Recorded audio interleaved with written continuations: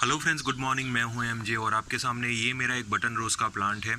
और ये जो पीछे देख रहे हैं फ्रेंड्स, ये मेरा मिनिएचर रोज़ के प्लांट है। तो ये जो बटन रोज़ का प्लांट है फ्रेंड्स, ये भी मिनिएचर की ही वेराइटी है।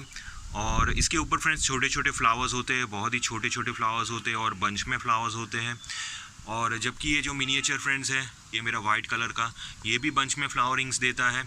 और जैसे कि देख रहे हैं फ्रेंड्स, अभी ये जो प्लांट है बहुत ही कम फ्लावरिंग दे रहा है, क्योंकि बारिशों की सीज़न में मेरे जनरली ये जो मिनिएचर्स होते हैं वो फ्लावरिंग्स कम देते हैं।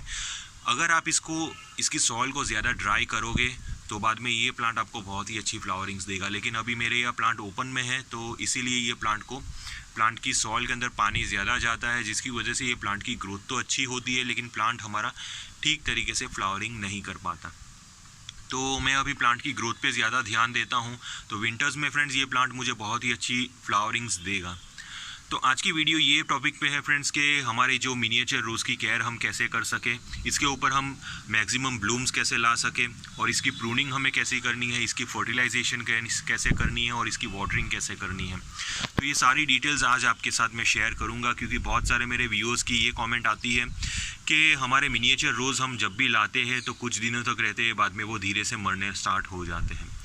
तो मिनिएचर रोज़ की जो केयर होती है फ्रेंड्स, वो थोड़ी सी डिफरेंस रहती है हमारी ये जो नॉर्मल रोजेज़ है उससे, थोड़ी सी माइनर उसके अंदर डिफरेंस रहती है, जिसकी वजह से हमारे मिनिएचर्स अच्छे खासे ग्रो हो सकते हैं। मैंने ऑलमोस्ट 3 से 4 मिनिएचर मेरे ख़राब हो चुके हैं, और सारे एक्सपीरियंस करते करते मुझे आज नॉर्मल एक्सपीरियंस हो गया है कि ये प्लांट को हमें कैसे बचा के रखना है पूरे साल।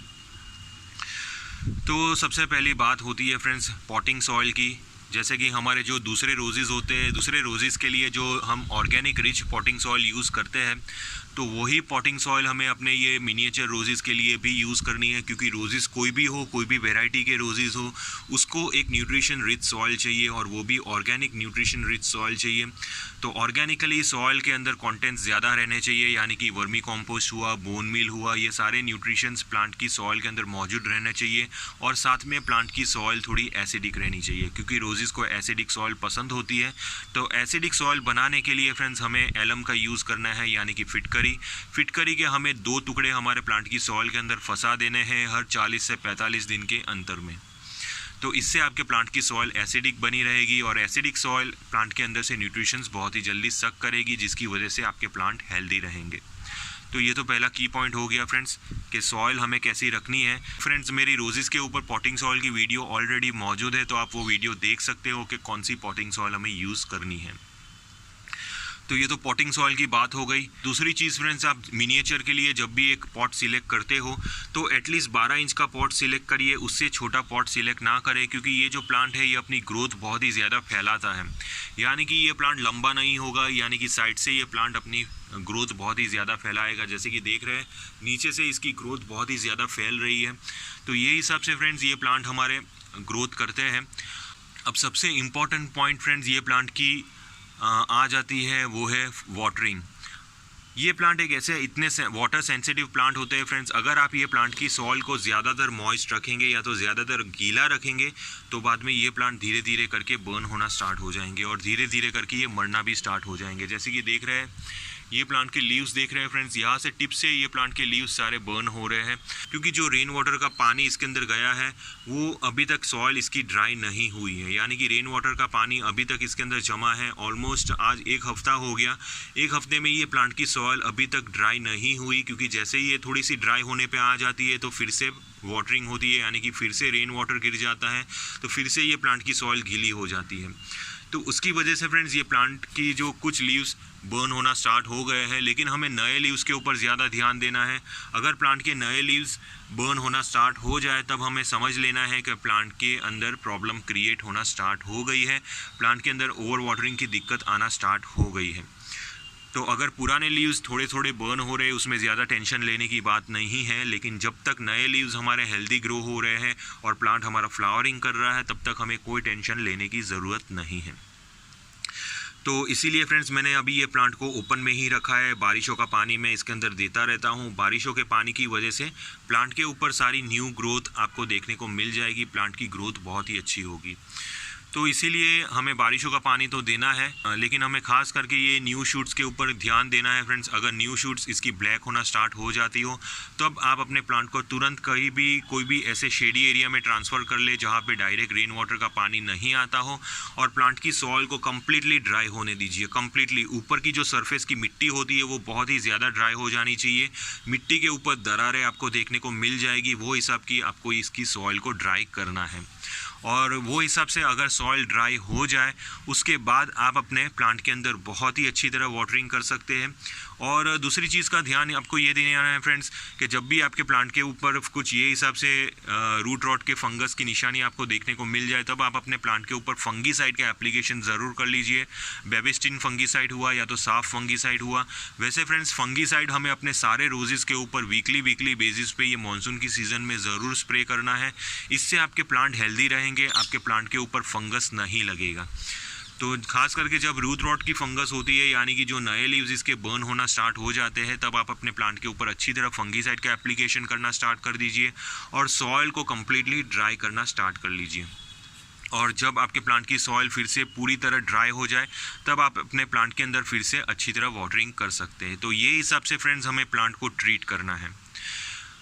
अब फर्टिलाइजेशन की बात आ जाती है फ्रेंड्स। जैसे हम अपने दूसरे रोजेस को फर्टिलाइज करते हैं तो वो हिसाब से ही फ्रेंड्स हमें ये प्लांट को फर्टिलाइज करना है। ये प्लांट को फ्रेंड्स हमें सुपर फॉस्फेट प्रोवाइड करना है, बोन मील प्रोवाइड करना है और पोटाश प्रोवाइड करना है। ये तीन चीज़ें प्लांट के लिए बहुत ही एसेंशियल है।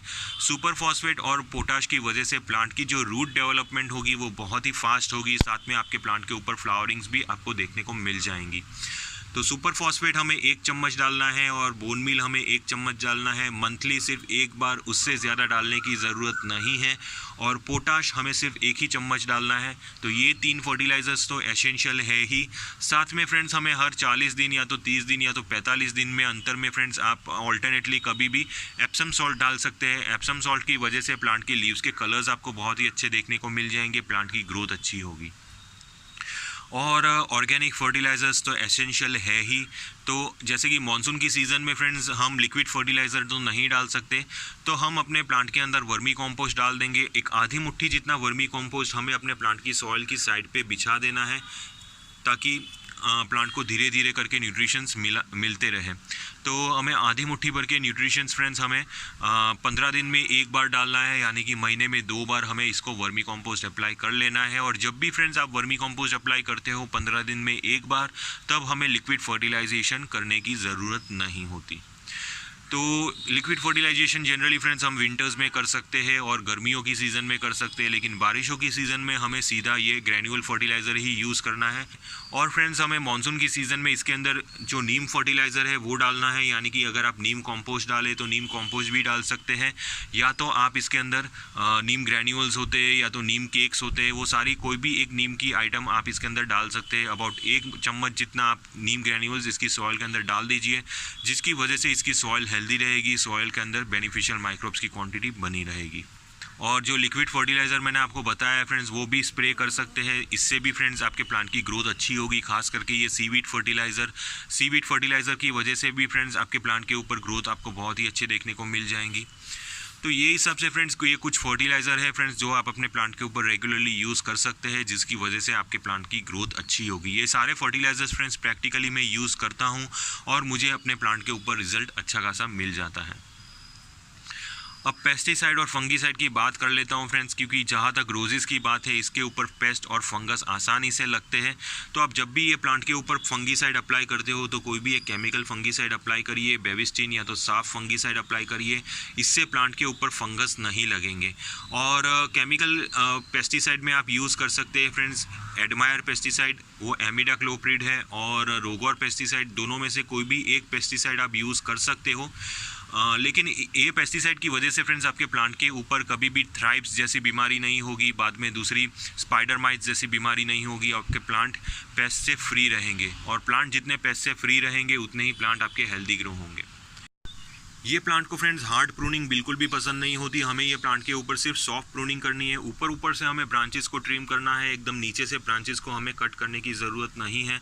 ये मिनिएचर रोजेस में भी फ्रेंड्स जो भी डैमेज लीव्स या तो डैमेज ब्रांचेस ऊपर से कट करने हैं, हमें एकदम नीचे से एकदम हार्ड प्रूनिंग प्लांट की करने की ज़रूरत नहीं है। अगर आप हार्ड प्रूनिंग करोगे तो बाद में ये प्लांट ठीक तरीके से ग्रो नहीं हो पाएगा। ये प्लांट को हमेशा से सॉफ्ट प्रूनिंग ही करनी है और सॉफ्ट प्रूनिंग की वजह से ये प्लांट आपको बहुत ही अच्छी ब्लूम्स देगा। तो ये हिसाब से फ्रेंड्स कुछ ये बेसिक चीज़ें हैं जो हम मिनिएचर रोज़ के अंदर फॉलो कर सकते हैं। तो सबसे इंपॉर्टेंट और की पॉइंट फ्रेंड्स ये प्लांट को ग्रो करने का है वो है वाटरिंग। अगर आप इसको कंटिन्यूस वाटरिंग करते रहेंगे, अगर इसकी मिट्टी को हमेशा गीला रखेंगे तो बाद में ये प्लांट आपके यहाँ ग्रो नहीं होगा। लेकिन अगर आप इसकी सॉइल को थोड़ा सा आप ऊपर से ड्राई करना स्टार्ट कर लेंगे और उसके बाद आप इसको वाटरिंग करेंगे तो बाद में ये प्लांट आपके यहाँ बहुत ही अच्छी ग्रोथ करेगा। तो ये हिसाब से फ्रेंड्स हमें ये प्लांट को केयर करनी है। फिर भी अगर आपको किसी भी टाइप का कन्फ्यूजन हो ये प्लांट से रिलेटेड तो आप मुझे कमेंट बॉक्स में पूछ सकते हो, मैं आपको रिप्लाई दूंगा। टिल देन के लिए थैंक यू फ्रेंड्स।